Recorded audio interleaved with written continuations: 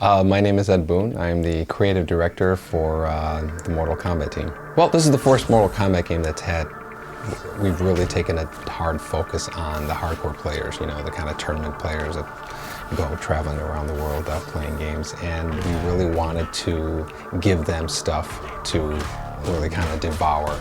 And in doing so, we've had to actually get some tournament players into our studio and, you know, have them just beat on the game and finding, like, you know, little one frame windows where they can, you know, pull off a special move where they shouldn't be able to, or, you know, opening opportunities for them to do it. And so it's getting those hardcore guys into the studio has been a big help in getting us, you know, to balancing the game for those guys.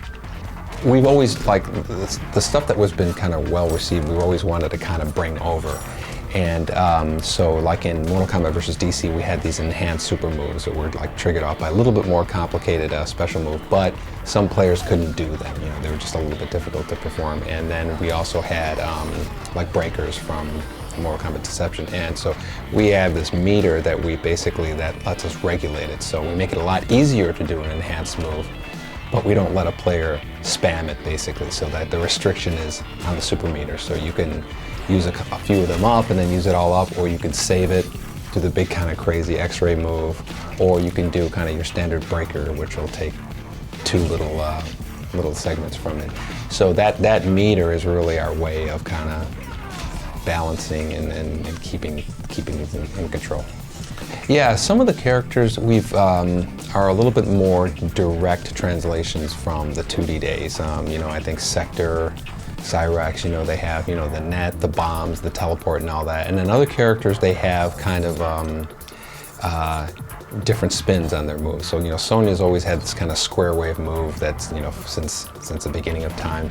And now it's more of like an arcing move, and it has a lot of the same functionality, but it also has more of a downward attack as well. So it actually has two functions, you know, it has players jumping at you, you can get them, and then also going over a projectile and hitting somebody. So Sonya and Kitana, they both, you know, they have kind of like some of the basic signature moves, but Kitana feels a little bit more like MK2 Kitana, you know, kind of like the crazy corner somebody and do outrageous damage in the corner. So some players like Sonya, we want to be more hardcore a little bit, and Kitana is a little bit more accessible. We have various training modes in the game, you know, kind of like a fighting training mode, and this is the first time we have a fatality training mode, so you can sit there in a, you know, controlled environment without a gun to your head and without a timer ticking away, and it's going to display what the character's fatality move is. You get to the proper distance by standing on the square and you perform it. So you get a little bit more and more confident. Before you know it, it becomes second nature, and then you're in a fight and you're like, oh, I've done Liu Kang's fatality a million times, boom, boom, boom. You get more people performing fatalities, and that's the whole, you know, the whole goal with accessibility is more people experiencing the game, and that's really the result we're getting from that moment. When you finish the challenge tower, and the 300th challenge is ridiculous. I mean, and like I'll say it right off the bat, it's ridiculous how difficult it is. Every challenge you can buy your way through, you know, it costs a lot of coins to get past that 300 challenge. If you're gonna not do it and you wanna buy your way past, you gotta spend a lot of coins, like probably your whole wallet. And, but defeating it and getting your prize, if you see somebody online with this prize, you knew that they finished the challenge tower and they kick ass.